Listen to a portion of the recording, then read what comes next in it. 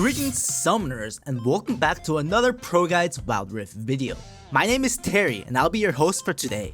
I'm going to be talking about the India release. There hasn't been much official news regarding it, so this video is going to be pretty much just speculated based on existing evidence, drawing analysis on the country itself and the difficulties that accompany the release. Since this region is home to over literally a billion people, the India release can potentially drastically add to the community of Wild Rift. In addition, Wild Rift cannot successfully perform a full global launch until then. So sit back, relax, and listen to me blabber on for a good 10 minutes about the India release. But before we begin, we have our question of the day. How many of you guys are from India? Leave a me in the comments down below if you are. If not, answer the question of the day with the specific region that you're from. Personally speaking, 나는 미국에 살다가 한국에 이사 왔어요. 그러니까 지금은 한국에 와일드 리프트 합니다. In other words, I'm from South Korea. But leave your answers down in the comments below. Also, per usual, join our community Discord. When considering the difficulties of releasing Wild Rift in India, we have to consider that many of us are used to video games being readily accessible. No laws, no regulations, only the time constraints of our day limiting our ability to play.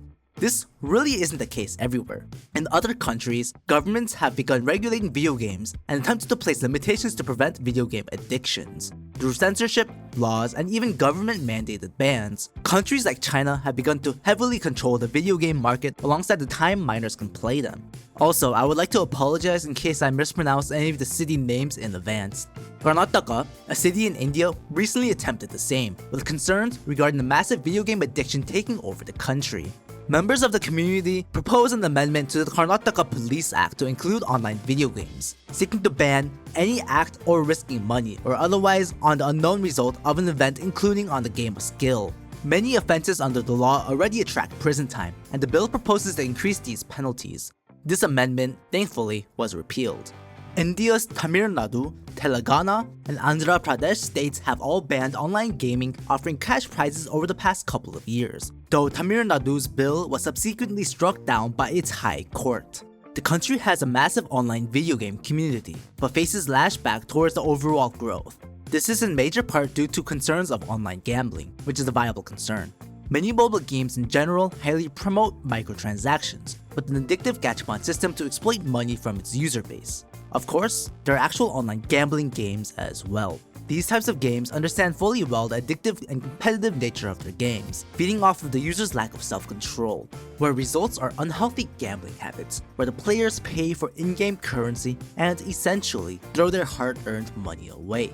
This wouldn't be an issue if the entire player base could afford these habits, but the fact of the matter is, most players realistically cannot and should not prioritize their in-game currency over real-life necessities. Granted, there are plenty of games that don't mirror their business models based off of fiending off gambling addictions, but these still have plenty of backlash regardless. For example, PUBG Mobile is banned in certain countries, for example, India and Korea. There are a multitude of reasons for the bans, but for the most part, it's largely due to the addictive nature of the video games. In certain articles, people complain about the younger community constantly being glued to their phones even during mealtimes, always playing games or something of the like. Now, how is this relevant for Wild Rift? Well, we need to consider the fact that Wild Rift is also an online competitive mobile game, and therefore leaves itself vulnerable to the criticism of the business structures that have become so relevant for the mobile. Granted, Wild Rift itself is not pay to win. The game's business model does not prioritize microtransactions, with no real in-game advantages to the purchases that can be made in-game. The runes are provided for free, practically from the very beginning. The champions can all be purchased with blue motes, which can be acquired by simply playing the game, and skins and cosmetics don't change the game's balance. Looking at you, mobile legends! In addition, there's no massively prevalent gachapon system that serves as the game's entire model.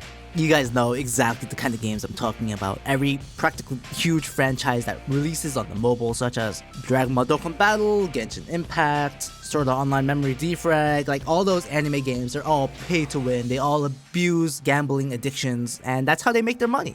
And it works. Wild Rift just isn't that, and that's excellent for Wild Rift. Wild Rift still has purchasable cosmetics through real-life transactions, with the addition of a Wild Pass that can be purchased for unique, limited-time rewards.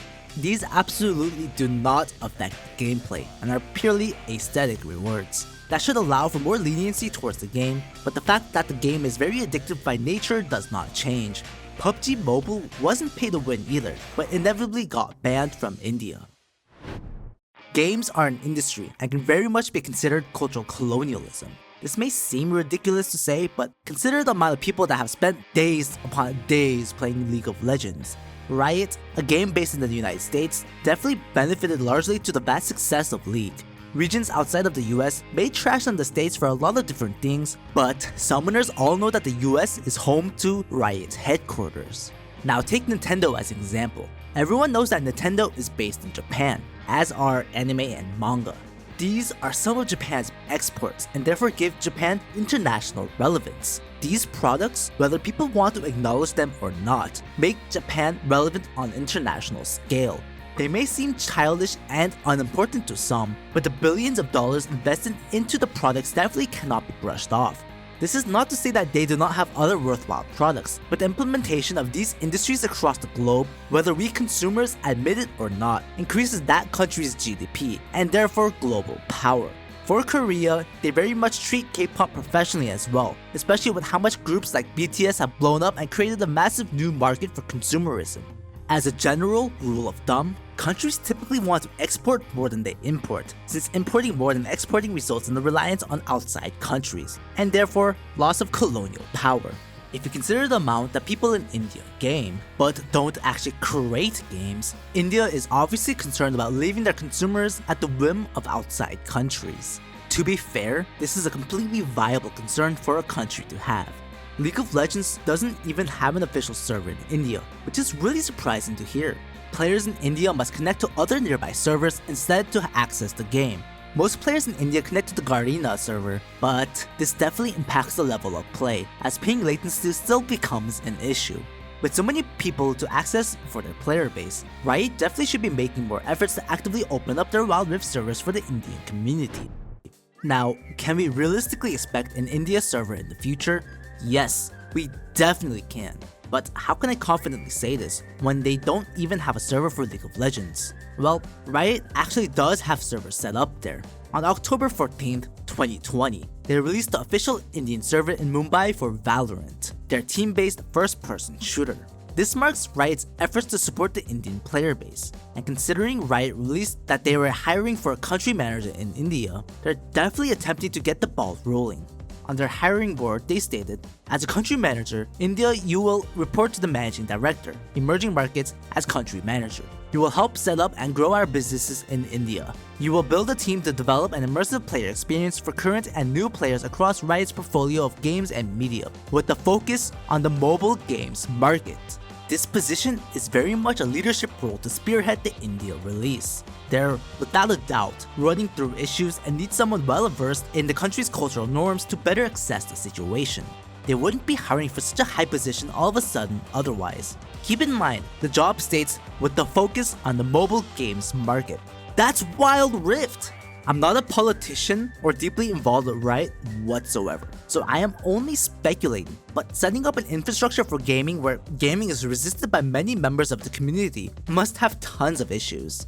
If Riot does manage to successfully set up infrastructure in India, what does it mean for the game's future? As of now, players based in India are forced to utilize VPN to access Wild Rift. This is an unfortunate circumstance pushed by the desperation to experience the game, which inevitably lags not only the VPN users, but also the players that the VPN user plays with and against. Essentially, the entire match's ping latency is in jeopardy. I'm really not blaming Indian VPN users, they just want to play the game and it's really not their fault. Indian servers mean less VPN users as a whole, which results in less lag for Wild Rift, and therefore a better experience for many users. Of course, Riot still needs to work on their own pre-existing issues in regards to connectivity. The game lags in certain regions with unstable connections characterized by ping spikes. India would not solve the issue completely, but if Riot is comfortable creating and releasing an Indian server, this would be a huge step forward in Riot's confidence for Wild Rift's growth. I'm sure that once servers are available in India, they will be allowed to partake in esports competitions as well. They are sure to be fierce competition, with so many of the professional aspiring players finally being able to take off the training weights and play on low ping. Players who can constantly play on high ping from VPN usage and still manage to climb are truly built different. It takes a massive amount of willpower to succeed despite such built-in obstacles. When can we expect an India release? Now that's a good question. I don't know. Definitely not until the Worlds events end, since Riot is sure to be placing their focuses on that before spreading their resources and PR advertisement elsewhere. That's essentially November 13th through the 21st. They probably want to have something prepared for the end of the year, so keep an eye on social media once December comes around. They'll likely update us on other aspects of the game's growth during that period, which very well might include India's release, alongside potentially a console release update? Who knows? That concludes today's video. Hopefully you didn't get clickbaited too hard by the title, that you still managed to enjoy the content of me basically just rambling on. Though I don't live in India, and therefore am highly unlikely to play on the server myself, an India release would be amazing for Wild Rift's growth. You can't just ignore pretty much one of the most populated countries in the world, especially when members of the community have actively vocalized their desire for the game's release. Per usual, don't forget to address the question of the day in the comments down below. And until next time, stay safe and have a wonderful day.